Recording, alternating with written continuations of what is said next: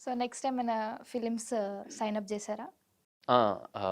ఇప్పుడు #DM అని చెప్పి ఈటీవీ ఇన్వాల్వ్ అయి నుంచే ఒకటి ఓకే. చేస్తున్నాను. సో, అది అందులో ఒక మెయిన్‌లీ నేను హీరోగా. So, congrats. యాహ్! సో, అది థియేటర్ రిలీజ్ అది. సో, అది ఓకే. ఓటీటీ కాదు. So, yeah! అదొకటి అండ్ ఇంకొక 3 ప్రాజెక్ట్ చేస్తున్నాను. అది అనౌన్స్‌మెంట్ వచ్చాక డెఫినిట్‌గా చెప్తాను. That's great. That's great. Congrats. Thank you. Me mummy గారు ఎలా రియాక్ట్ అవుతారు? ప్రతి మూవీ గానీ, వెబ్ సిరీస్ గానీ చూసినప్పుడు ఏమైనా సజెషన్స్ ఇస్తారా నీకు? హ్మ్. మమ్మీ మమ్మీ ఫుల్లు అంటే మమ్మీ ఎక్కువ మాట్లాడదు. బట్ కళ్ళ నుంచి మాత్రం ఆ నీళ్ళు కనిపిస్తూ ఉంటాయి. సో, అక్కడే నాకు చాలా అవి. ఇంకా 'మిషన్ ఇంపాసిబుల్' ఆ టైంలో అయితే నాకది బిగ్గెస్ట్ అచీవ్‌మెంట్ అది నాకింకా. హ్మ్.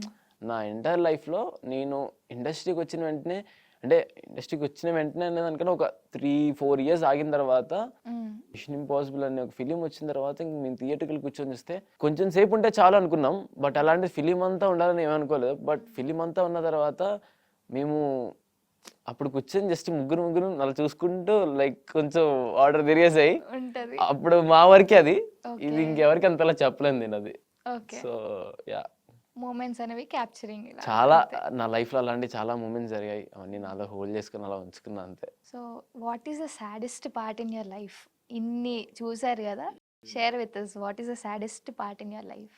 ఇండస్ట్రీకొచ్చిన కొత్తలో కొంచెం స్ట్రగుల్ అయ్యా. సో, అంటే ఎలా స్ట్రగుల్ అయ్యావు? అంటే హ్మ్, నో ఛాన్స్ ఉండేది కాదు. ఓకే. ఏం చేద్దామో తెలీదు. ఓకే. అంటే అనొచ్చు చిన్నప్పుడే అది చాలా చిన్నప్పుడు. మ్మ్. బట్ చిన్నప్పుడే అంటే నేను చదువుకుంటూ ఉంటే పర్లేదు. అంటే నేను చదువుకుంటున్నా. మ్మ్. నేను ఇక్కడికొచ్చేసి చదువుకుంటూ స్కూల్‌కి వెళ్తూ ఉన్నా. బట్ నాకు ఒక చిన్న గిల్టీ ఫీల్. ఓ. నేనేం చేయట్లేదు. ఓకే. అందరూ చేస్తున్నారు నేనేం చేయట్లేదు. అనేది అప్పుడే మొదలైంది. సో, అప్పటి చిన్నప్పటి నుంచే ఆ నుంచి థాటా? అంటే ఏదో పెద్ద వీకేసోడ్‌లా కాదు కానీ బట్ నాకేమనిపించిందనంటే ఎందుకు అలా చేయలేకపోతున్నా? నాకు తెలిసిన వాళ్ళు గాని అందరూ బాగా అన్నీ చేస్తున్నారు.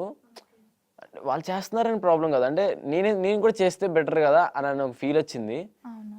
సో, అలా కూర్చొని ఏడ్చిన రోజులున్నాయి.